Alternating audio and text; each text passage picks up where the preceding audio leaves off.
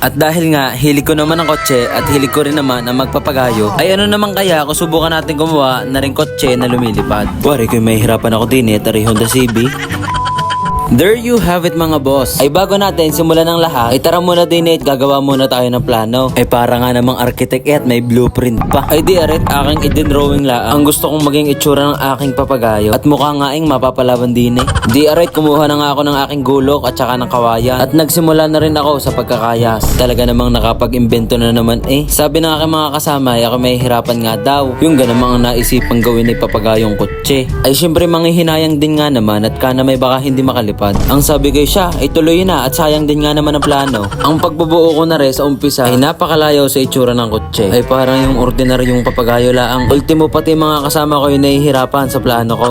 Ay di rin na nga at nakapaghulma na ng kaunti. Tsaka nagkakaroon na din ng kaunting tindig. Tsaka nga pala ari hindi laang isang araw ko nagawa. Ay madami-dami din oras at araw ang ginugol ko din At noong aking nabuo yan mga boss, bali ari na nga pala ang ating ginagawang papagayo. Ay di habang hindi pa natin napapabalatan, ay di atin muna paikutan ng isa. At bali baka makakakuha rin kayo ng idea at makagawa din kayo ng inyo. Yan. Bali yan, 4 na gulong ay di kawayan din laang. Tapos sa likod ay panay tali laang ng kaunti. At nung aray na buo na, nagready naman ang pampatibay. Gumamit lang ako diyan ng shoe glue at nilagyan ko yung mga pinagtalian. Syempre, pampatibay din iyan. At nagsimula na din ako sa paglalagay ng pabalat. At inuna ko muna aring gulong para aray magmukha din agad kotse. Kasunod din naman agad ang sakaha. Ay tawarin din naman na magpabalat na rin. Mamumura na ako din sa amin sa dami kong kalat. Ay ayos lang yan. Ang mahalaga ay nakikita mong malapit ng matapos aring iyong ginagawa. Sari-sari namang angguloing ginagawa ko para lang mapabalatan. Ang ginagamit ko nga palang dikit diyan ay katol at saka kaunting tape. Wow! Bali yun mga boss, ari nga pala ang update ng ating papagayo, ang ating Civic EK Hatch. Bali konting detalye lang ang kailangan, then ire-ready na natin sa pagpipintura.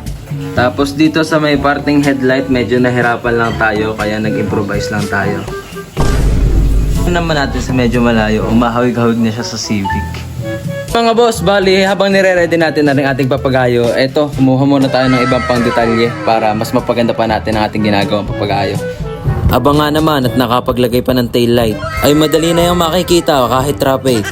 Ako nga laang ay medyo nahirapan sa pagtatagpi na rin. Gawa ng manipis ang pabalat at madali mabutas. Kaya kailangan ay alalay laang. Gumawa na rin ako ng pattern para sa gulong. Para naman hindi magmukhang plain laang. At are, nakaredy na aring ating kotse para mapintahan. Natakloban na ang mga kailangan takloban para hindi sumobra sa pintura. Okay, first try! Ang pagkakapintura ko din ay alalay laang. Dahil pag ikay sumobra sa pag-i-spray ay pwedeng mabutas ang iyong plastic. Ay sayang naman pag nasira. At pagkatapos niyan, ari namang mags ang aking isinunod. Buti na nga lang at nandini ang aking pinsan para ako'y tulungan. Ay siya, bugahin na nang makita ang itsura. Ko ay katuwa, para nga namang yung sa tunay Pagkatapos niyan ay nilagyan din agad lahat. At yun mga boss, at dahil nga tapos na rin ating Civic, bigyan muna natin ng kapirasong montage.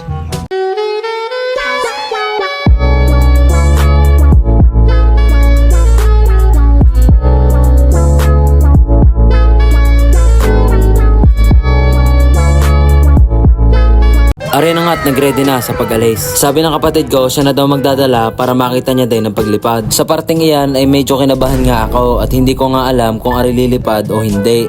Ay sana nga naman ay lumipad para sulit nga naman ang inubos kong oras din At pagdating namin sa parangan ay nilagyan ko muna are ng parisukat. Ay wala nga naman pagkakapitan ng tali pag di mo nilagyan na Ay pandali naman sa pagsusuot kung saan saan.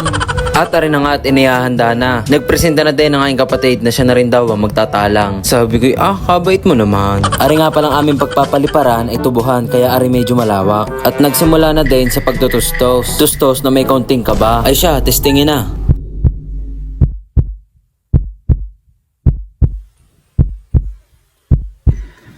Yay! Ari na nga at lumipad na.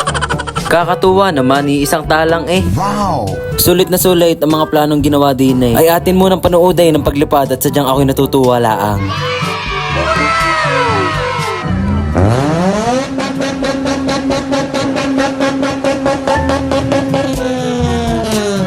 Ay kita nyo naman bumibitik sa ere. Ang itsura nga pala na res sa nagpapalipad ay parang kahon laang. Pero kapag sa malayo naman ay kaganda tingnan. Pandali din naman ako ng pagtutustos kahit mainit. Ari pa ang nakakatuwa, talagang tumisting pa nga sa pagsirok.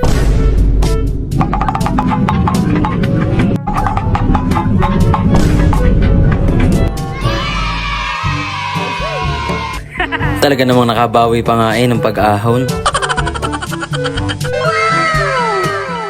Ayos nga nakabawi pa sa pagkakalalim ng isinirok.